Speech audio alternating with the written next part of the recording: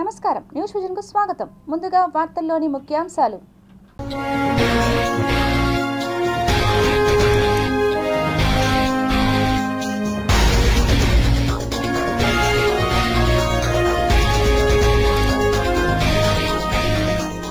Philippines ను వదలని భూకంపాలు, మరోసారి భారీగా ప్రకంపనలు.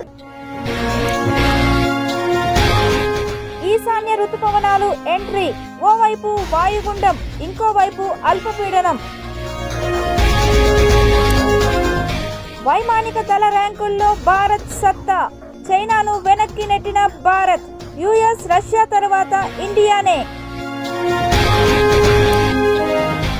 లండన్ టూర్ కి సీఎం చంద్రబాబు, షెడ్యూల్ ఖరారు. తిరుమల కొండపై సీఎంఓ పెత్తనమా, బదిలీ వెనుక కారణం ఇదేనా?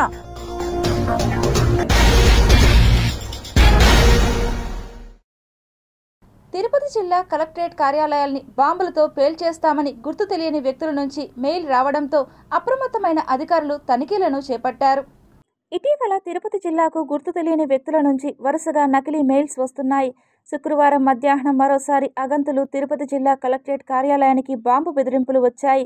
అప్రమత్తమైన జిల్లా అధికార యంత్రాంగం, పోలీసులు తిరుపతి కలెక్టరేట్ కార్యాలయాన్ని బాంబు స్క్వాడ్ బృందాలు క్షుణ్ణంగా పరిశీలించారు. కార్యాలయంలోని ప్రతి ఒక్క గదిని క్షుణ్ణంగా పరిశీలించి బాంబు లేదని తేలడంతో ఊపిరి పీల్చుకున్నారు. ఈ సందర్భంగా తిరుచానూరు సీఐ మాట్లాడుతూ, జిల్లా ఉన్నతాధికారులకు కలెక్టరేట్ కార్యాలయానికి బాంబు పెట్టినామంటూ సమాచారం రావడంతో అప్రమత్తమైన అధికారులు సమాచారం అందించడంతో కలెక్టరేట్ ముఖ్యంగా పరిశీలించామని తెలిపారు. ఎటువంటి బాంబు లేదని చెప్పారు. ఎక్కడి నుంచి వచ్చిందని త్వరలో వెల్లడిస్తామని చెప్పారు. ఘనంగా శ్రీ కళ్యాణ వెంకటేశ్వర స్వామివారి పవిత్రోత్సవాలు ప్రారంభమైంది. శ్రీనివాస మంగాపురం శ్రీ కళ్యాణ వెంకటేశ్వర స్వామివారి ఆలయ పవిత్రోత్సవాలు శుక్రవారం శాస్త్రోక్తంగా ప్రారంభమయ్యాయి. ఈ సందర్భంగా ఉదయం శ్రీదేవి భూదేవి సమేత శ్రీ కళ్యాణ వెంకటేశ్వర స్వామివార్లను యాగశాలకు వెంచేపు చేసి వైదిక కార్యక్రమాల్లో భాగంగా పుణ్యాహవచనం, పంచగవ్యారాధన, రక్షాబంధనం, అన్న ప్రాణాయానం నిర్వహించారు. ఆ తరువాత స్వామి అమ్మవార్ల ఉత్సవమూర్తులకు స్వపన తిరుమంజనం జరిగింది. ఇందులో భాగంగా పాలు, పెరుగు, తేనె, కొబ్బరి నీళ్లు, పసుపు, చందనంతో విశేషంగా అభిషేకం చేశారు. అనంతరం సాయంత్రం 5 గంటలకు స్వామి అమ్మవార్లు ఆలయ 4 మాడ వీధుల్లో విహరించి భక్తులకు దర్శనం ఇవ్వనున్నారు. సాయంత్రం యాగశాల వైదిక కార్యక్రమాలు నిర్వహించి పవిత్ర ప్రతిష్ఠ నిర్వహించారు. ఈ కార్యక్రమంలో ఆలయ ప్రత్యేక శ్రేణి deputy EO Varalakshmi, superintendent Raj Kumar, ఆర్జితం ఇన్స్పెక్టర్ ధనశేఖర్, ఆలయ అర్చకులు, విశేష సంఖ్యలో భక్తులు పాల్గొన్నారు.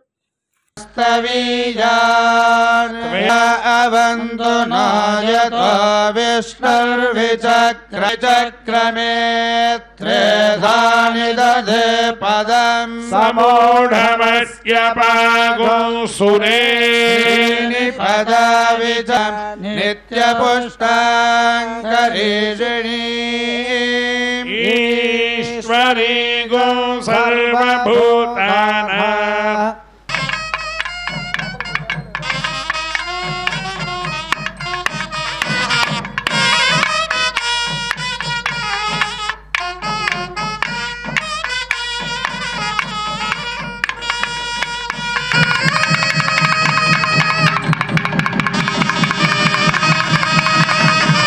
పురుషః సహస్రాక్ష సహస్రపాద్ సభూమిం విశ్వతో భృత్వా అత్యధిష్ఠదశ. దేశం నుంచి పూర్తిగా నైరుతి ఋతుపవనాలు నిష్క్రమించాయి. ఇప్పుడు ఈశాన్య ఋతుపవనాలు వంతైంది. దక్షిణాది రాష్ట్రాలపై ఆ ప్రభావం తీవ్రంగా చూపనుంది. శనివారం అరేబియా సముద్రంలో అల్పపీడనం ఏర్పడనున్నట్లు తెలుస్తోంది.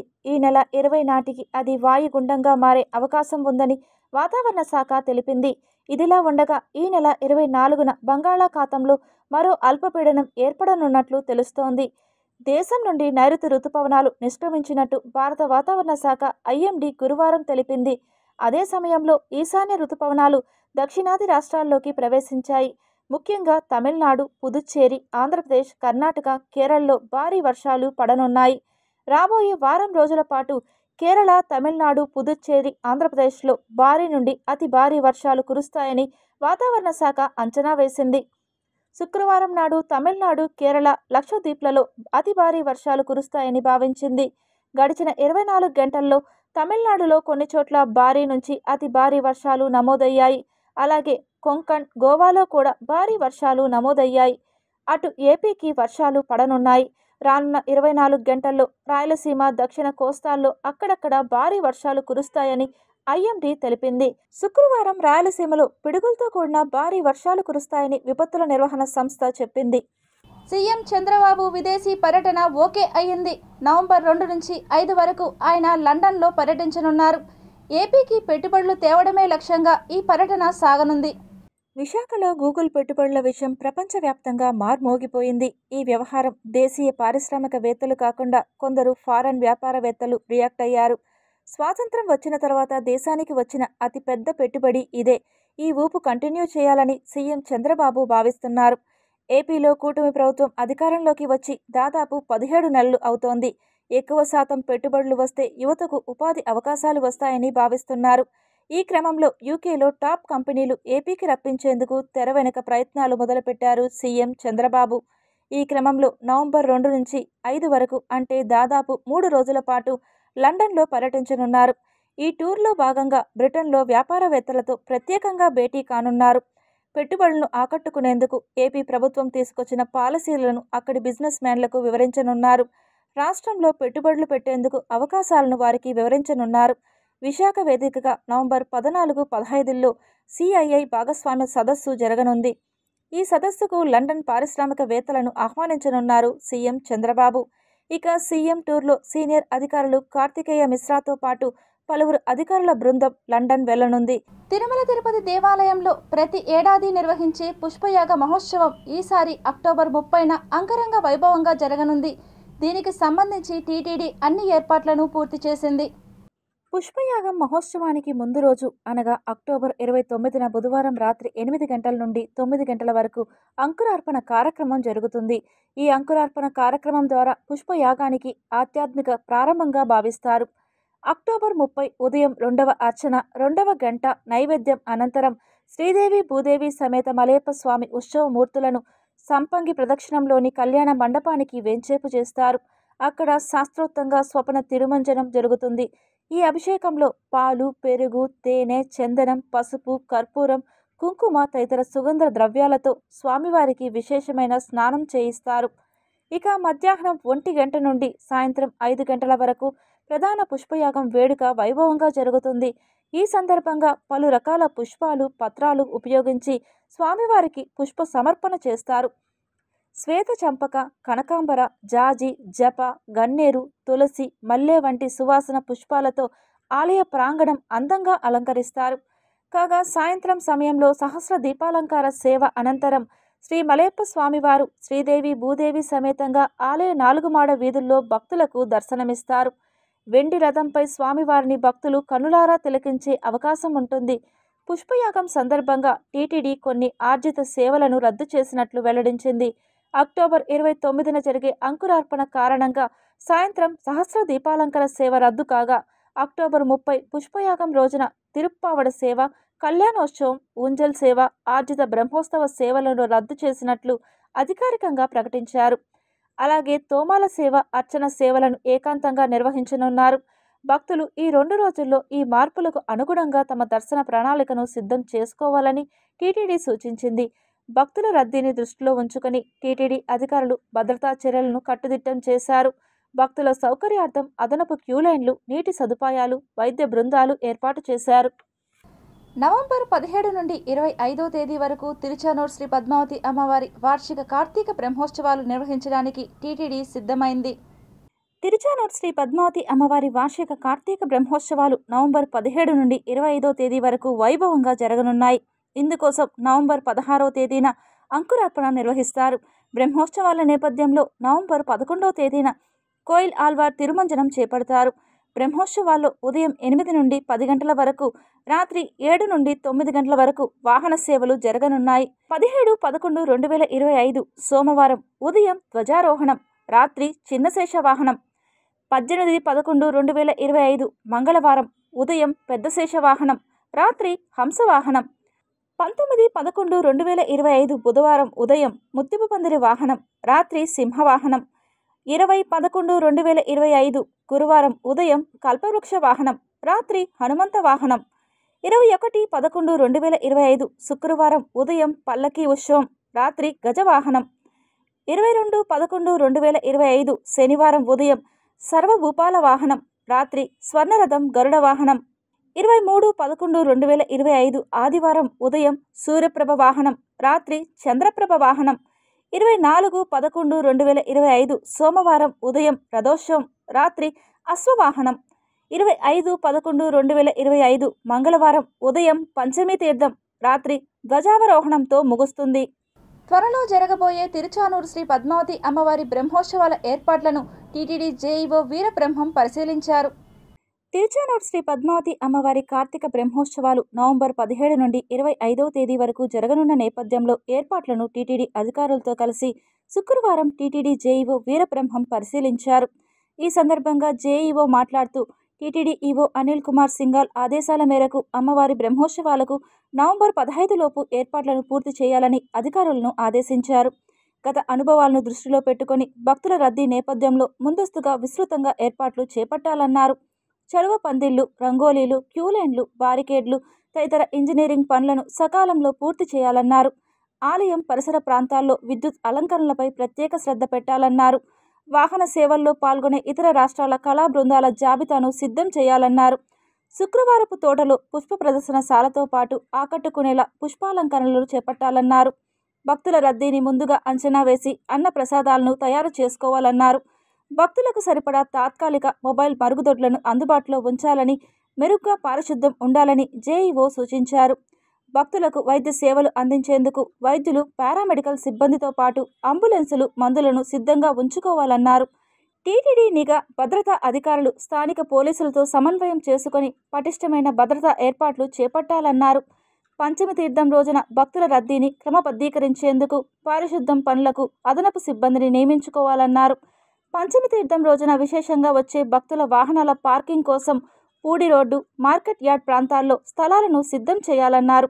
అదేవిధంగా భక్తులు సేద తీరేందుకు నవజీవన్ కంటి ఆసుపత్రి, హైస్కూలు, పూడి వద్ద జర్మన్ షెడ్లు ఏర్పాటు చేయాలన్నారు. పుష్కరంలోకి వెళ్లేందుకు, తిరిగి వెలుపలికి వచ్చేందుకు తగిన విధంగా గేట్లు ఏర్పాటు చేయాలన్నారు. ఈ బ్రహ్మోత్సవాలకు ఏమేమి అరేంజ్మెంట్ చేయాలో వాటి మీద అన్ని డిపార్ట్మెంట్లతో కూడా ఫీల్డ్ ఇన్స్పెక్షన్ చేయడం జరిగింది. గత సంవత్సరాల్లో కంటే కూడా ఈసారి ఇంకా మంచిగా చేసేదానికోసం భక్తులకు అన్ని రకాల సౌకర్యాలు కల్పించి శ్రీ అమ్మవారి ఆశీస్సులు అందుకునే విధంగా టీటీడీ యాజమాన్యం అన్ని ఏర్పాట్లు చేస్తూ ఉంది. సో ఈ యొక్క 1 మంత్లో అన్ని డిపార్ట్మెంట్లు కూడా వాళ్ళ యొక్క వర్క్స్ అన్నీ కూడా చేసుకుంటూ కోఆర్డినేషన్ ఇష్యూస్ ఉంటే ఇమ్మీడియట్గా మా దృష్టికి తీసుకొని వస్తే వాటిని సాల్వ్ చేస్తామని చెప్పడం జరిగింది.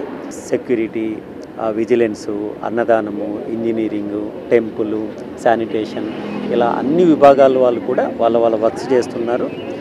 మంచిగా అందరూ చేస్తూ ఈసారి బ్రహ్మోత్సవాలను విజయవంతం చేస్తారనేసి కోరుకుంటున్నాను. ఓం నమో వెంకటేష్.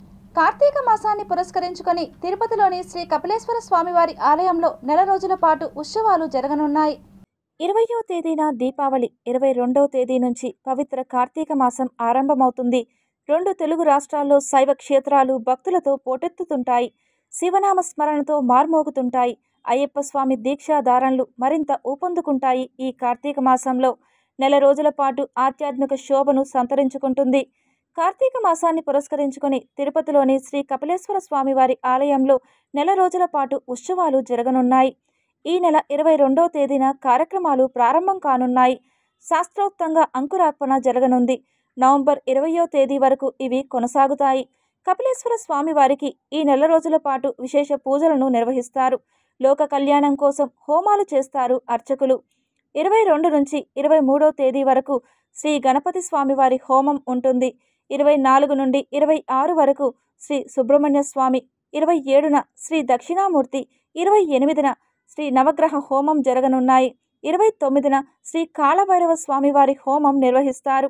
30 నుంచి నవంబర్ 7వ తేదీ వరకు శ్రీ కామాక్షి అమ్మవారి హోమం, చండీ హోమం. నవంబర్ 8 నుంచి 18వ తేదీ వరకు శ్రీ కపిలేశ్వర స్వామివారి హోమం, రుద్ర హోమం వైభవంగా జరుపుతారు. నవంబర్ 19న ధర్మశాస్త్ర హోమం, నవంబర్ 20న శ్రీ చండికేశ్వర స్వామివారి హోమం, త్రిశూల స్నానం, పంచమూర్తుల తిరువీధి ఉత్సవం నిర్వహించనున్నారు. సాధారణ భక్తులు ఇందులో పాల్గొనవచ్చు. గృహస్థులు ఇద్దరు 500 రూపాయలు చెల్లించి ఒకరోజు హోమంలో పాల్గొనవచ్చు. వారికి ఒక ఉత్తరీయం, ఒక రవిక అన్నప్రసాదం అందజేస్తారు. ఈ హోమాల్లో పాల్గొనే గృహస్థులు ఖచ్చితంగా సంప్రదాయ వస్త్రధారణలో రావాల్సి ఉంటుంది. ఈ హోమాల్లో భాగంగా అక్టోబర్ 27న శ్రీ వల్లి దేవసేన సమేత శ్రీ సుబ్రహ్మణ్య స్వామివారి కళ్యాణం, నవంబర్ 18న మాస శివరాత్రి నాడు శ్రీ శివపార్వతుల కళ్యాణోత్సవం జరగనున్నాయి. 500 రూపాయలు చెల్లించి ఇందులో కూడా గృహస్థులు పాల్గొనవచ్చు. కపిలతీర్థం ఆలయంలో టీటీడీ నిర్వహిస్తున్న హోమ మహోత్సవాలకు భక్తుల నుంచి విశేష ఆదరణ లభిస్తోంది. 2012లో టీటీడీ వీటిని ప్రారంభించింది. ఇందులో పాల్గొనే భక్తుల సంఖ్య ప్రతి ఏడాది పెరుగుతోంది. కలియుగ ప్రత్యక్ష దైవమైన తిరుమల ఆలయంలో ప్రతిష్టాత్మకంగా నిర్వహించే వైకుంఠ ద్వార దర్శనాలకు సంబంధించి గత కొన్ని రోజులుగా తీవ్ర చర్చ జరుగుతోంది. గతంలో ఉన్న మాదిరిగానే వైకుంఠ ద్వార దర్శనాలు కల్పించాలనే వాదనలు వినిపిస్తున్నాయి. 2020 కంటే ముందు తిరుమలలో కేవలం 2 రోజులు మాత్రమే వైకుంఠ ద్వార దర్శనాలు కల్పించేవారు. అయితే వైఎస్ జగన్మోహన్ రెడ్డి నేతృత్వంలోని వైసీపీ ప్రభుత్వం అధికారంలోకి వచ్చిన తర్వాత 2020 నుంచి 10 రోజుల పాటు వైకుంఠ ద్వారం గుండా స్వామివారికి భక్తుల దర్శనాలు అయ్యేలా ఏర్పాట్లు చేశారు. అయితే దీన్ని ఇప్పుడు చాలామంది ఖండిస్తున్నారు.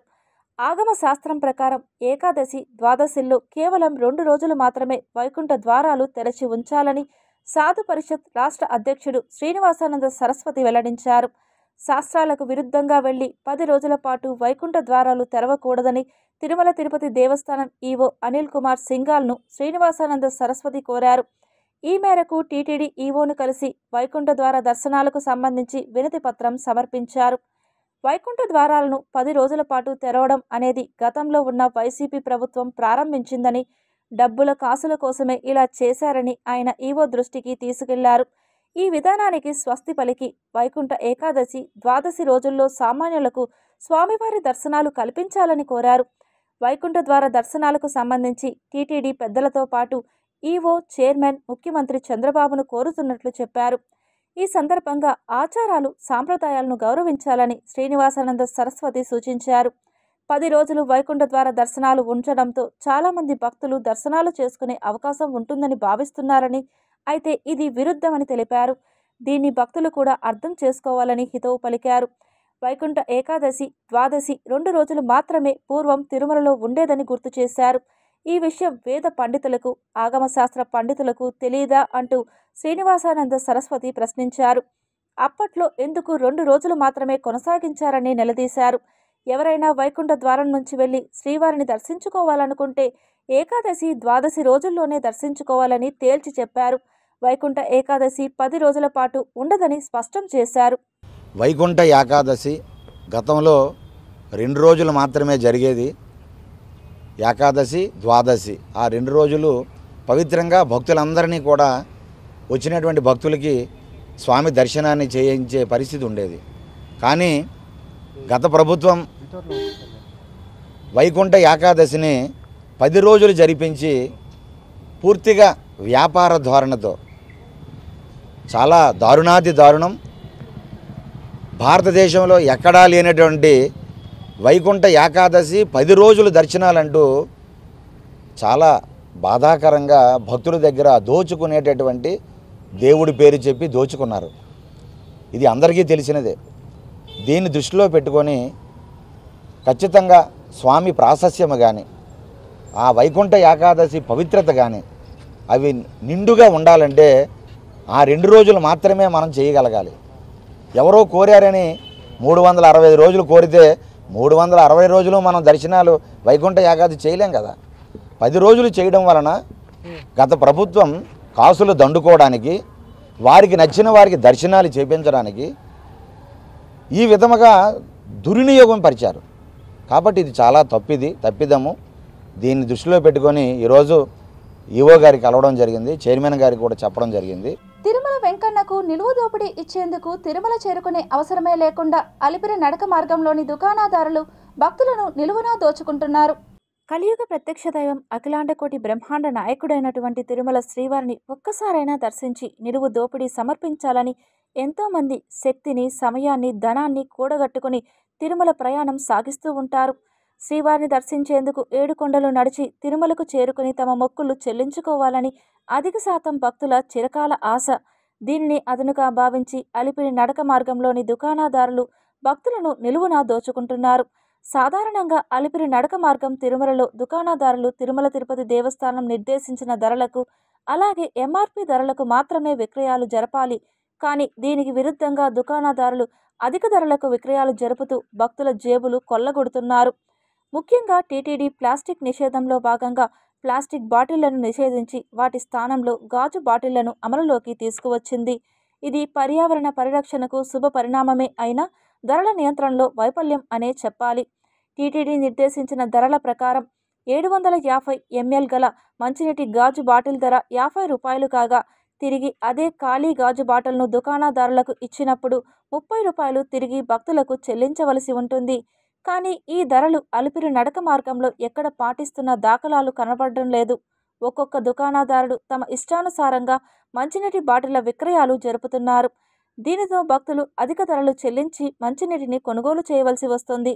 ఇకనైనా సంబంధిత అధికారులు దుకాణదారులపై దాడులు నిర్వహించి ఎంఆర్పి ధరలకు మాత్రమే విక్రయించే విధంగా చర్యలు తీసుకోవాలని భక్తులు అభిప్రాయపడుతున్నారు. అయితే ఇక్కడ టీటీడీ వాళ్ళు తీసుకున్న నిర్ణయం చాలా మంచిది. ప్లాస్టిక్ రహితంగా ఉండాలన్నది చాలా మంచిది. అయితే ఇక్కడ ఒక చిన్న ప్రాబ్లం ఉంటుంది. ఏంటంటే గాజు బాటిల్స్ మనం స్టెప్స్ దగ్గర నుంచి పైకి వచ్చే వరకు కూడా గాజు బాటిల్ సిస్టమ్ అన్నది తీసుకొచ్చారు, చాలా బాగుంది. బట్ ఒకటి, అన్ని దుకాణాల్లో ఒకే రేట్ ఇంప్లిమెంటేషన్ చేస్తే బాగుంటుంది. తర్వాత మనం బాటిల్ ఒక దుకాణంలో తీసుకుని ఇంకో దుకాణంలో ఇచ్చినప్పుడు వాళ్ళు డిఫరెంట్గా వేలో వాళ్ళు సమాధానాలు ఇస్తున్నారు, డిఫరెంట్ రేటు. అండ్ దాన్ని మీరు అంటే టీటీడీ వాళ్ళు ఏదైనా చర్య తీసుకుంటే బాగుంటుంది. అండ్ అలాగే కొన్ని చోట్ల జ్యూసులు కానీ లేకపోతే ఏదైనా ఫర్ ఎగ్జాంపుల్ తినుబండారులకు ఏదైనా కానీ ఒక్కొక్కళ్ళు ఒక్కొక్క రేట్ చేస్తున్నారు. ఇప్పుడు ఫర్ ఎగ్జాంపుల్ మేము వచ్చేటప్పుడు ఎంఆర్పి ధరలకే అమ్మబడునని అక్కడ ఉన్నాయి, కానీ ఎంఆర్పి ధరలు ఎవరు అమ్మట్లా, వాళ్ళు ఇష్టం వచ్చిన రేట్లు చెప్తున్నారు. మేము ఫస్ట్ అడిగితే ఒక దుకాణంలో జ్యూస్ అడిగితే వాళ్ళు 50 రూపీస్ అన్నది, తర్వాత 80 రూపీస్ అన్నారు అది. సో దానిపైన కూడా కొంచెం టీటీడీ వాళ్ళు ఏదైనా చర్య తీసుకుంటే బాగుంటుంది. సో పెద్ద బాటిల్స్ అండి ఒక్కొక్క షాప్లో ఒక్కొక్క రేట్ అమ్ముతున్నారు. ఒక దగ్గర ఏమో 30 రూపీస్ అంటున్నారు, ఇంకో దగ్గర 60 అంటున్నారు, ఇంకో దగ్గర 50 అంటున్నారు, అలా అంటున్నారు. కానీ భక్తులు అనే వాళ్ళు అందరూ వచ్చి తీసుకుంటున్నారు బాటిల్స్. బట్ మళ్ళీ వాళ్ళు ఏమంటున్నారు, ఇప్పుడు ఇక్కడ తీసుకొని మీరు వేరే షాప్కి వెళ్ళి మీకు కావాలంటే రిటర్న్ ఇచ్చేసేయండి, వాళ్ళు రిఫండ్ చేస్తారు అమౌంట్ అనేసి అంటున్నారు. బట్ మేము ఇప్పుడు రీసెంట్గా ఇందాకే మేము తీసుకున్నాం ఒక బాటిల్, తీసుకుంటే వాళ్ళు 50 రూపీస్కి తీసుకున్నాను. వేరే షాప్కి వెళ్ళి అడిగితే ఆయన ఏమో 20 రూపీసే రిఫండ్ చేస్తాను అంటున్నాడు. యాక్చువల్లీ నేను తీసుకున్న దగ్గర ఆయన ఏమన్నారు, 20 రూపీసే సార్ యాక్చువల్ ప్రైస్, మీరు 30 రూపీస్ మళ్ళీ మీకు షాప్ వాళ్ళు ఇచ్చేస్తారు, రిటర్న్ చేస్తారని చెప్పారు. బట్ ఏంటి అంటే ఆయన మళ్ళీ 20 రూపీసే ఇస్తాను అంటున్నాడు. ఆయన దగ్గర 30 రూపీస్ అంట బాటిల్ ప్రైస్. సో ఇలా చిన్న ఉన్నాయి, అది కొంచెం టీటీడీ వాళ్ళు కొంచెం క్లియర్గా చేస్తే అందరికీ బాగుంటుందని. గాజు వాటర్ అమ్ముతున్నారు, బాగానే ఉంది, దుకాణాలలో బాగానే ఉన్నాయి. కాకపోతే ఒకసారి ఒక రేట్ అమ్ముతున్నారు, భక్తులకు చాలా ఇబ్బందిగా ఉంది. ఒకసారి 20 రూపాయలు అమ్ముతున్నారు, ఒకసారి 30 రూపాయలు అమ్ముతున్నారు, ఒకసారి 40 రూపాయలు అమ్ముతున్నారు. అట్లా లేకుండా గాజు వాటర్ అయితే బాగుంది, గాజు సీసాలో వాటర్ అయితే బాగానే ఉంది. దీన్ని కొద్దిగా చూస్తే టీటీ వాళ్ళకి అందిస్తే బాగానే ఉంటుంది. నా పేరు మనోజ్ కుమార్ అన్న. ఇక్కడ కింద వాటర్ బాటిల్ రేటు 60 రూపాయలు అంటున్నారు, గ్లాస్ వచ్చే వాటర్ బాటిల్. పైన రిటర్న్ ఇస్తే మీకు 30 రూపాయలు వాపస్ ఇస్తారు, ఇక్కడ తాగితే 30 రూపాయలు అని చెప్తున్నారు. పైకి వస్తే 30 రూపాయలు ఇవ్వండి అనేసి, లేదు 20 రూపాయలు ఇస్తాము, వాటర్ బాటిల్ 50 అని పైన ఒక రేట్ అమ్ముతున్నారు, కింద ఒక రేటు, కింద మధ్య 10 పైన 5, ఇట్లా రేట్లు మొత్తం ఒకటే చేస్తే భక్తులకు వచ్చేటోళ్ళకి బాగుంటుంది. తిరుపతిలో చిరుత సంచారం మరోమారు భక్తులను తీవ్ర భయాందోళనకు గురిచేస్తుంది. గత కొద్ది రోజులుగా ఆధ్యాత్మిక నగరమైన తిరుపతిలో చిరుతపురుల సంచారంతో అటు భక్తులు ఇటు స్థానికులు తీవ్ర భయాందోళనకు గురవుతున్నారు. తాజాగా ఎస్వి యూనివర్సిటీ, వేదిక్ యూనివర్సిటీలలో చిరుతపులి సంచరిస్తూ కనబడడం విదితమే. ఇదిలా ఉండగా రాత్రి 3 గంటల సమయంలో అలిపిరి చెక్ పాయింట్కు కేవలం 100 మీటర్ల దూరంలో చిరుతపులి ఘాట్ రోడ్లో సంచరిస్తూ కనబడటంతో వాహనదారులు తీవ్ర భయాందోళనకు గురయ్యారు. వెంటనే సమాచారం అందుకుని అక్కడకు చేరుకున్న అటవీశాఖ పోలీసు అధికారులు చిరుతపులిని అడవిలోకి తరిమివేయడంతో భక్తులు ఊపిరి పీల్చుకున్నారు. నిత్యం ఏదో ఒక చోట చిరుత తారసపడడంతో అధికారులు ఇటు భక్తులు తీవ్ర భయాందోళనకు గురవుతున్నారు. ఎన్డీఏ పాలనలో సీఎం చంద్రబాబు నాయుడు మన రాష్ట్రానికి ఎన్నో పరిశ్రమలు తీసుకొస్తూ దేశంలోనే ఆంధ్రప్రదేశ్ను ఉన్నత స్థాయికి తీసుకెళ్తున్నారని ఈ సందర్భంగా ముఖ్యమంత్రి చంద్రబాబు, విద్యాశాఖ మంత్రి నారా లోకేష్లకు కృతజ్ఞతలు తెలుపుతున్నట్లు TUDA chairman Dollars Diwakar Reddy Tirupati press క్లబ్లో కొనియాడారు. ఈరోజు చరిత్రలో ఆంధ్ర రాష్ట్రంలో మన నారా లోకేష్ గారు మార్క్ నిలబడే విధంగా ఈరోజు గూగుల్ డేటా సెంటర్ని తీసుకురావడం చాలా గర్వనీయం. ఈరోజు మీకు అందరికీ ఒక గూగుల్ మాత్రం చూస్తున్నారు. ఒక గూగుల్ అంత పెద్ద సంస్థ ఒక ప్రాంతానికి వచ్చిందంటే వైజాగ్కి, దాని చుట్టుపక్కల ఉన్న ప్రాంతం సుమారు కొన్ని కిలోమీటర్ మేర ఫస్ట్ హాస్పిటాలిటీ డెవలప్ అవుతుంది, హోటల్స్ డెవలప్ అవుతాయి, చిన్న చిన్న కంపెనీస్ వస్తాయి. దానికి అనుసరణంగా ఇప్పుడు మనం ఇన్స్టాగ్రామ్ వాడుతున్నాం, ఫేస్బుక్ వాడుతున్నాం. ఈ డేటాస్ అంతా కూడా స్టోర్ చేయాలంటే వాళ్ళకు ఉన్నటువంటి కెపాసిటీ సరిపోకుండా ఆ గూగుల్కి పోవాల్సి వస్తుంది. సో అట్లాంటి కంపెనీస్ అన్నీ కూడా దీనికి సంబంధించినటువంటి ఒక పక్కన వచ్చేటువంటి ఆస్కారం ఉంది. సో దాంతో మన రాష్ట్రంలో ఇక్కడంతా చదివి ఇక్కడ కష్టపడి ఇంతకుముందంతా ఇతర రాష్ట్రాలకు పోయి పనిచేసే ఎంప్లాయీస్, తమిళనాడు కావచ్చు, కర్ణాటక కావచ్చు, తెలంగాణ కావచ్చు, ఈరోజు ఏదైతే జిఎస్టీ ఉందో, ట్యాక్స్ ఉందో, మనం వాడే ప్రతి దానిపైన కూడా ఈరోజు మనం పన్ను కడుతూ ఉంటాం. స్టేట్ గవర్నమెంట్ కొంత, సెంట్రల్ గవర్నమెంట్ కొంత. ఆ డబ్బంతా కూడా మన ఆంధ్ర రాష్ట్రం నుండి స్టూడెంట్స్ అంతా కూడా ఇతర రాష్ట్రాలకు వెళ్ళేసి అక్కడ ఖర్చు పెట్టే డబ్బు కూడా ఆ రాష్ట్రానికి వస్తుంది. ఈరోజు అది లేకుండా ఇక్కడే చదువుకొని ఇక్కడే గూగుల్లో ఇట్లాంటి వాటి కంపెనీస్ అంతా జాబ్ వచ్చిన దానివలన ఆంధ్ర రాష్ట్రంలో డైరెక్ట్గా ఇండైరెక్ట్గా సుమారు 40,000 కోట్ల పైన ఆదాయం వచ్చేదానికి కూడా ఇది ఒక ఆస్కారం అవుతుంది. తిరుపతి నగరంలో ఏ సమస్య ఉన్నా తమ దృష్టికి తీసుకువస్తే కొద్ది రోజుల వ్యవధిలోనే అన్ని సమస్యలు పరిష్కరిస్తామని తిరుపతి ఎమ్మెల్యే ఆరణి శ్రీనివాసులు పేర్కొన్నారు. తిరుపతి 35 డివిజన్ పరిధిలోని డిప్యూటీ మేయర్ ఆర్సి మునికృష్ణ ప్రాతినిధ్యం వహిస్తున్న వార్డులో నూతన రోడ్డు ప్రారంభోత్సవ కార్యక్రమానికి కమిషనర్ మౌర్య, తిరుపతి ఎమ్మెల్యే ఆరణి శ్రీనివాసులు, ఆంధ్రప్రదేశ్ రాష్ట్ర greening and beautification chairperson Sugunamma, రాష్ట్ర Yadava corporation chairman Narasimha Yadav, deputy mayor Mudra Narayana, కూటమి ప్రభుత్వ నాయకులు విచ్చేసి రోడ్డును ప్రారంభించారు. ఈ సందర్భంగా వారు మీడియాతో మాట్లాడుతూ నగరాన్ని పరిశుభ్రంగా ఉంచేందుకు ప్రతి ఒక్కరూ సామాజిక బాధ్యత వహించాలని పిలుపునిచ్చారు.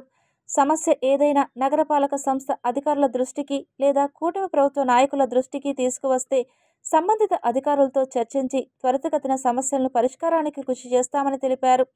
ఇటీవల వర్షానికి పాడైన రోడ్లను గుర్తించి రోడ్లను వేయడం జరిగిందని తెలిపారు. ఈ యొక్క అభివృద్ధి పనులు ఈ యొక్క డివిజన్కు సంబంధించి ఎటువంటి లోటు లేకుండా అహర్నిశలు కష్టపడుతూ ఎక్కడైతే ప్రాబ్లం ఉన్నాయో అక్కడ గుర్తించి మొట్టమొదటిగా ఇంతకుముందు కూడా ఒక 3 రోడ్లు వేయడం జరిగింది, ప్రారంభించుకోవడం కూడా జరిగింది. అందులో భాగంగా ఇది రెండవసారి మొట్టమొదటిగా ఈ యొక్క రోడ్డుకు 12 లక్షలు మరి 40,70,000 నిధులు వెచ్చించి దాదాపు 50 లక్షల రూపాయలు ఈ యొక్క పరిధిలో సీసీ రోడ్లు నిర్మించడం జరిగింది. మరి కూటమి ప్రభుత్వంలో ఆంధ్రప్రదేశ్ రాష్ట్రంలో మరి డబుల్ ఇంజిన్ సర్కార్ పరిగెడుతుందంటే నిదర్శనంగానే ఈరోజు ఇక్కడ ఈ 35వ డివిజన్లో దాదాపు ఇప్పటికే 13 లక్షల వర్క్స్ పూర్తి చేయడం జరిగింది. అదేవిధంగా ఇప్పుడు ఒక 41 లక్షకు ఇక్కడ పూర్తి శంకుస్థాపన చేయడం, ముఖ్యంగా ఎక్కడైతే ప్రజలు నివసిస్తున్నారో వారికి నివాసయోగ్యంగా ఉండడానికి కాలువలు అయితేనేమి, డ్రైన్స్ అయితేనేమి, రోడ్స్ అయితేనేమి, యూడీసీ అయితేనేమి, లైట్స్ అయితేనేమి, మరి ఇవన్నీ కూడా ముఖ్యంగా మొట్టమొదటి ప్రాతినిధ్యం తీసుకొని డెవలప్మెంట్ కార్యక్రమాలు చేయాలని RC Munikrishna deputy mayor Narayana, Mudra Narayana deputy mayor కానీ అదేవిధంగా అధికారులు ఏదైతే కమిషనర్ గారు మౌర్య గారు ప్రతిరోజు కూడా వాళ్ళ అధికారులందరినీ కూడా ప్రతిరోజు కూడా మార్నింగ్ లేచి ఎక్కడ సమస్యలు ఉన్నా కూడా అవి తీర్చేదానికి వాళ్ళ అధికారులంతా కూడా కృషి చేయడం జరుగుతుంది. ఈ విధంగా తిరుపతిని ఎప్పటికప్పుడు ప్రప్రదంగా కూడా రాయలసీమలోనే ప్రప్రద నగరంగా లక్షలాది యాత్రికులు వచ్చే, శ్రీవారి యాత్రికులు వచ్చే తిరుపతిని రాబోయే రోజుల్లో చంద్రబాబు నాయుడు గారు అదేవిధంగా పవన్ కళ్యాణ్ గారి ఆశీస్సులతో ఈ పట్టణం మరింత అభివృద్ధి చంద్రమే కాకుండా గ్రేటర్ స్థాయిని కూడా తీసుకువచ్చే విధంగా ప్రణాళికాబద్ధంగా కూడా ముందుకెళ్లడం జరుగుతుందని కూడా ఈ సందర్భంగా కూడా తెలియజేస్తాను. ఈరోజు మేము కోరిన వెంటనే ఏ వర్క్ కావాలన్నా అడిగిన వెంటనే ఎమ్మెల్యే గారు కావచ్చు, కమిషనర్ గారు కావచ్చు వెంటనే మాకు చేస్తున్నారు. చాలా ప్రజలు కూడా ఇక్కడ ఏ ఇబ్బంది లేకుండా అందరూ ఆ వర్కులన్నీ చేసి పెట్టుకొని అన్ని బ్రహ్మాండంగా ఉన్నాయి. ఇంకా కూడా కొన్ని వర్కులు రన్నింగ్లో ఉన్నాయి, జరుగుతూ ఉన్నాయి. భారీ ఎత్తున మాకైతే నిధులు ఇచ్చారు. అదేవిధంగా పార్టీలకు అతీతంగా అన్ని వార్డులలో కూడా ఆమె నాయకత్వం, ఎమ్మెల్యే గారి నాయకత్వంలో భారీ ఎత్తున వర్కులు జరుగుతూ ఉన్నాయి. తిరుమల తిరుపతి దేవస్థాన పరిపాలనా భవనం సమీపంలోని 40 అడుగుల master plan road Kandadai Ramanuja Iyengar మార్గంలో పార్కింగ్ చేస్తున్న వాహనాల సమస్యను ట్రాఫిక్ పోలీస్ సిబ్బందితో చర్చించి స్థానికుల సమస్యను తీర్చబోతున్నామని తిరుపతి నగరపాలక సంస్థ కమిషనర్ మౌర్య తెలిపారు. ఏవైతే ఇంటర్నల్ రోడ్స్లో ఉంటే ఆ డ్రైన్స్ అన్ని కంప్లీట్ అవ్వాలి. తర్వాత రోడ్స్, స్ట్రీట్ లైట్లు, వాటర్ సప్లై ఇవి 100% ఎక్కడైతే హ్యాబిటేషన్ ఎక్కువ ఉంటుందో 100% కంప్లీట్ అవ్వాలని చెప్పడంతో దానికి కూడా డిపిఆర్ కూడా తయారు చేయడం జరుగుతుంది. ప్రతిరోజు వాటర్ సప్లై ఇచ్చేలాగా ఇవన్నీ కూడా ఇనిషియేటివ్స్ యుఐడిఎఫ్ ఫండ్ ఏదైతే వస్తుందో గవర్నమెంట్ ఆఫ్ ఇండియా అందులో పెట్టి టైఅప్ చేసి కూడా చేయడం జరుగుతుంది. ముఖ్యంగా ఇక్కడ ఈ వార్డుకి వస్తే 35th వార్డు ఏడి బిల్డింగ్ దగ్గర ప్రధాన సమస్య అక్కడ మాస్టర్ ప్లాన్ రోడ్ వేసిన తర్వాత ఎక్కువ పార్కింగ్ పెట్టి పబ్లిక్ కూడా ఎక్కువ కంప్లైంట్స్ చేస్తున్నారు. అది ఎస్పీ గారితో మాట్లాడాము, డిఎస్పీ ట్రాఫిక్తో మాట్లాడాము. వాటిని అన్నిటి కూడా త్వరలో ఒక 1 వీక్ తర్వాత లిఫ్ట్ చేయడం జరుగుతుంది. కాబట్టి అక్కడెక్కడైతే జీప్స్ బొలెరోలు బయట నుంచి ఎవరైతే వచ్చి పార్క్ చేస్తున్నారో అలా ట్రాఫిక్కి అడ్డం లేకోకుండా ఉండాలని ముందుగా హెచ్చరిస్తున్నాం. భవిష్యత్ తరాల భావి భారత వైద్య విద్యార్థుల కళలను చిదిమేసే విధంగా ప్రభుత్వ మెడికల్ కళాశాలను ప్రైవేట్ పరం చేయడం అత్యంత బాధాకరమని ఆంధ్రప్రదేశ్లో కూటమి ప్రభుత్వం చేస్తున్న అరాచకాలపై జగన్మోహన్ రెడ్డి ఇచ్చిన పిలుపు మేరకు కోటి సంతకాలు సేకరిస్తున్న కార్యక్రమంలో భాగంగా ఎమ్మెల్సీ సిపాయి సుబ్రహ్మణ్యం తిరుపతి వైకాపా నియోజకవర్గ సమన్వయకర్త భూమన అభినయ్ రెడ్డి మండిపడ్డారు. మెడికల్ సీట్లు తేవడం అంటే ఆసామాసి వ్యవహారం కాదు. అందుకనే 100 ఏళ్లుగా 11 మెడికల్ కాలేజ్ ఉన్నప్పటికీ జగన్మోహన్ రెడ్డి గారు 2 ఏళ్ళలో 17 మెడికల్ కాలేజ్ పర్మిషన్లు తేవడం, అందులో 5 కాలేజీలు అడ్మిట్ స్టార్ట్ చేయడం జరిగిపోయింది. ఈరోజు పాడేరు పులివెందులు అయితే అసలు వద్దని రాసిచ్చారు ఈ ప్రభుత్వం. కానీ ఇక్కడ ఏంటంటే ప్రైవేటైజేషన్ చేస్తే రిజర్వేషన్లు ఉండవు, పేదవారు కోట్లు ఖర్చు పెట్టి అది కాని పని. అదే గవర్నమెంట్లో ఉంటే రిజర్వేషన్స్ ఉంటాయి, ఉచిత ట్రీట్మెంట్ ఉంటుంది, ఫ్రీగా అందరూ పేదవాడు కూడా డాక్టర్ అయ్యే అవకాశాలు ఉన్నాయి. అందువల్ల దీన్ని ప్రజలు ఆలోచించి దీని మీద గొప్పగా, ఎందుకంటే జగన్మోహన్ రెడ్డి గారు ఇంత సద్భావంతో చేసిన కార్యక్రమాన్ని ఈరోజు పీపీపీ అంటే ప్రైవేట్ అంటే గవర్నమెంట్ ధనాన్ని, గవర్నమెంట్ ప్రజల ధనాన్ని పబ్లిక్ దోచిపెట్టడం తప్ప ఇంకేం కాదు. మధ్యతరగతి బీద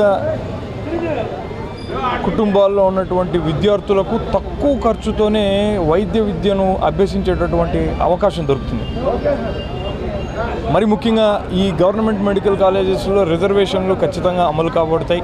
అన్ని వర్గాలకు, నిమ్న వర్గాలకు చెందినటువంటి వాళ్ళకు కూడా తక్కువ ఖర్చుకే మెడిసిన్ విద్యను పొందేటటువంటి అవకాశం ఉంది. కానీ చంద్రబాబు నాయుడు గారు కేవలం రాజకీయాలను మాత్రమే దృష్టిలో ఉంచుకొని జగన్మోహన్ రెడ్డి గారికి ఎక్కడ మంచి పేరు వస్తుందోనన్న దురుద్దేశంతో మొత్తం రాష్ట్రానికి ఒక వెన్నుపోటును పొడిచేటటువంటి నిర్ణయాన్ని తీసుకున్నారు. మేము దీన్ని ప్రశ్నిస్తున్నాం. తిరుపతి ఎంఆర్ఓ ఆఫీసు వద్ద గల శ్రీ వెంకటేశ్వర స్వామి ఆలయాన్ని కొంతమంది తమ స్వప్రయోజనాల కోసం రాజకీయ రంగు పులిమి అవాస్తవాలను ప్రచారం చేయడంపై హిందూ ధార్మిక సంఘాల ఆధ్వర్యంలో సనాతన ధర్మ పరిరక్షణ సమితి సభ్యులు వివరణ ఇచ్చారు. ఇక్కడ గుడి ప్రభుత్వ భూమిలో గుడి కడతాము అని అంటే ఇక్కడ కట్టిందే ప్రభుత్వ అధికారులు. ప్రజలు ఎవరో వచ్చి ఆక్రమించి దీనిని ఇక్కడ నిర్మించలేదు. దీన్ని కట్టిందే ప్రభుత్వం, రెవెన్యూ డిపార్ట్మెంట్ సంబంధించినటువంటి వారే దీన్ని గుడికి పడ్డానికి ఒక కారణం. దీన్ని డెవలప్మెంట్ చేయడానికి భక్తులంతా కూడా రెవెన్యూ డిపార్ట్మెంట్కి సహకరించి ఆ చిన్న గుడిని ఒక అద్భుతంగా వెంకటేశ్వర స్వామి గుడి ఏ విధంగా జరగాలి, ఆయనకి ప్రతి సంవత్సరం బ్రహ్మోత్సవాలు ఎంత చక్కగా జరగాలి, దానికి కావాల్సినటువంటి అన్నీ కూడా ప్రజలందరూ సమకూరి ప్రభుత్వానికి తోడుగా నిలబడుతూ ఆ ఉన్నటువంటి చిన్న గుడిని ఒక అద్భుతంగా దేవాలయంలాగా చేయాలనే ఉద్దేశంతోనే దాన్ని ఇచ్చారు. కానీ ఇది ఏ స్వార్థంతోనో డబ్బుల కోసమో కట్టినటువంటి గుడి కాదు. ఇంకా ఎవరన్నా వచ్చి కడతారు అని అంటే ఇక్కడ ఎవరన్నా కట్టాలంటే ప్రభుత్వ అధికారులే కట్టాలి. ప్రభుత్వమే తలుచుకుని ప్రభుత్వ అధికారులే కడతామంటే అది, అందులో గుడి కడతామంటే అందులో అభ్యంతరాలు లేకపోతే ఇంకా ఏమన్నా ఉంటాయని నేను కూడా అనుకోవట్లేదు. ఉమ్మడి చిత్తూరు జిల్లాల మామిడి రైతుల సమస్యల కోసం పోరాడుతున్న రైతు సంఘ నాయకులపై పూతలపట్టు ఎమ్మెల్యే మురళీమోహన్ వ్యక్తిగత దూషణలకు దిగడంపై రైతు సంఘ నాయకులు మండిపడ్డారు. పంచాయత్ సర్పంచ్ బంగారుపాలెం ఎంపీ ఆఫీస్కి భిక్షవాడు వేసుకొని నా పంచాయతీకి డబ్బులు ఇవ్వలేదని వైసీపీ ప్రభుత్వానికి వ్యతిరేకంగా ధర్నా చేస్తే ఆయన అరెస్ట్ చేస్తే నీవు ఎమ్మెల్యేగా ప్రకటన చేసిన తర్వాత నిన్ను క్యాండిడేట్గా ఎమ్మెల్యేగా ప్రకటన చేస్తే అదే ఎంపీటీ ఆఫీస్ కడిగి ధర్నా చేయలేదా? అంటే మీరు ధర్నా చేస్తే మంచిదా, మేము ధర్నాలు చేస్తే చెడ్డోళ్ళమా? అసలు మీరు రైతు సంఘం ఎక్కడుందంటారు? రైతు సంఘం, ఏపీ రైతు సంఘము లేదా అఖిల భారత రైతు సంఘము 1936లో లక్నోలో ఏర్పడింది. చరిత్ర తెలుసుకొని మాట్లాడండి మురళీ గారు. ఆనాడు రైతు సంఘం నిర్మించిన వాళ్ళు MN Roy, PC Joshi, EMS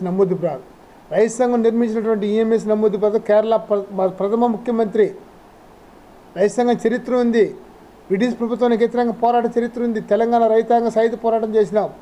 ఈ జిల్లాలో చెప్పమంటావా, తచ్చూరు చిత్తూరు రోడ్డు 3 లక్షలు 4 లక్షల రూపాయలు రైతుకి ఇస్తానంటే ఎకరాకి, ఇదే రైతు సంఘం తరపున పోరాటం చేస్తే 6 రోజుల పాటు 16 లక్షల రూపాయలు ఎకరాకి వచ్చింది, 20 లక్షలు వచ్చింది ఎకరాకి. విద్యా కేంద్రంగా పేరుగాంచిన తిరుపతి మహానగరంలో ప్రభుత్వ విద్య పూర్తిగా పాలకుల నిర్లక్ష్యంతో ప్రైవేటు కార్పొరేట్ యాజమాన్యాల చోరీకి గురి అవుతుందని ప్రగతిశీల ప్రజాస్వామ్యం విద్యార్థి సంస్థ PDSO తిరుపతి యూత్ హాస్టల్లో నిర్వహించిన మహాసభలో విద్యార్థుల భవిష్యత్ కార్యాచరణలను ఉద్దేశించి పలువురు ప్రసంగించారు. పతనమైన విద్యా విధానం అంటే పతనమైన దేశమే అని చెప్పి దక్షిణాఫ్రికాలో ఉండే ఒక యూనివర్సిటీ ఎంట్రన్స్ బోర్డుపై ఈ వాక్యాలు రాసుకున్నారు.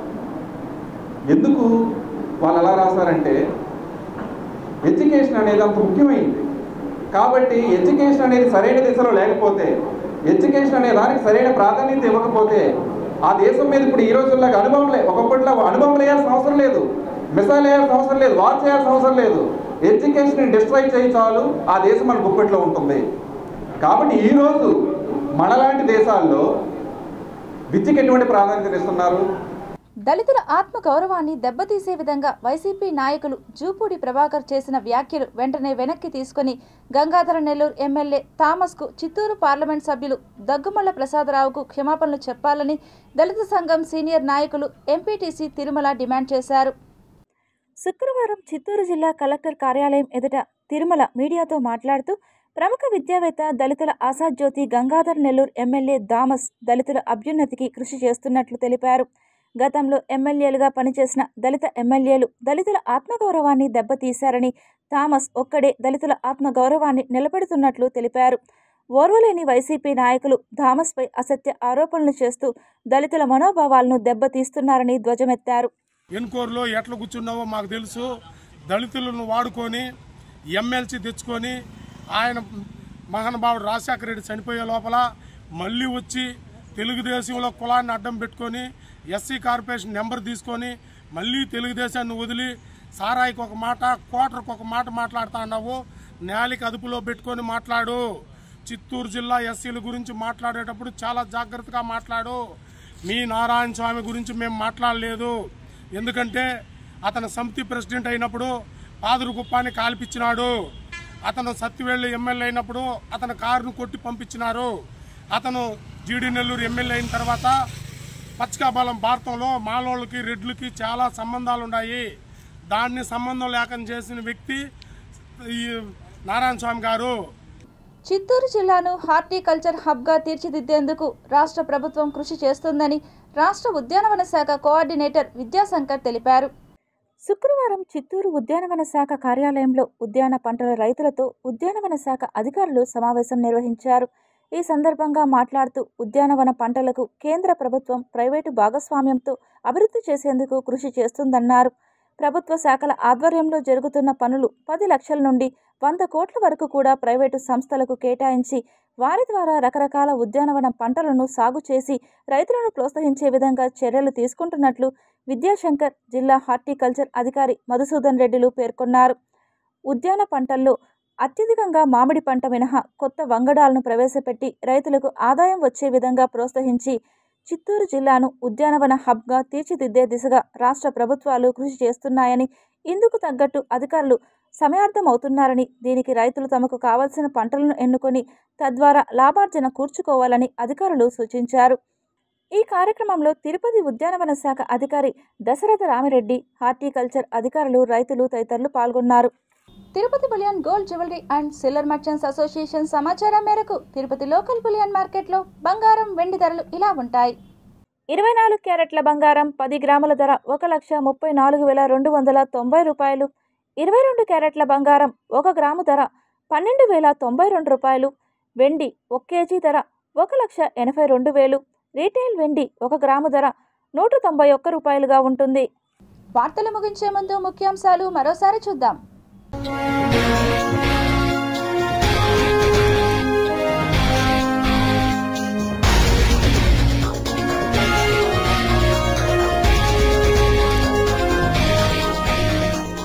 ఫిలిప్పీన్స్ ను వదలని భూకంపాలు, మరోసారి భారీగా ప్రకంపనలు.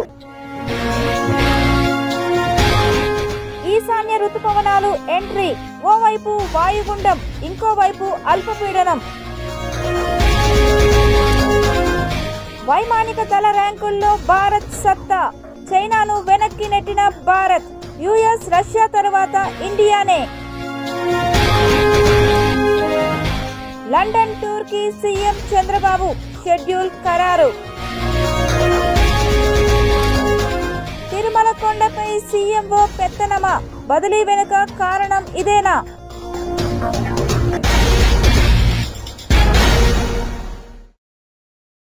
ఈ వార్తలు ఇంతటితో సమాప్తం. సమగ్ర సమాచారంతో సూచనలో మళ్ళీ కలుద్దాం. అంతవరకు సెలవు, నమస్కారం.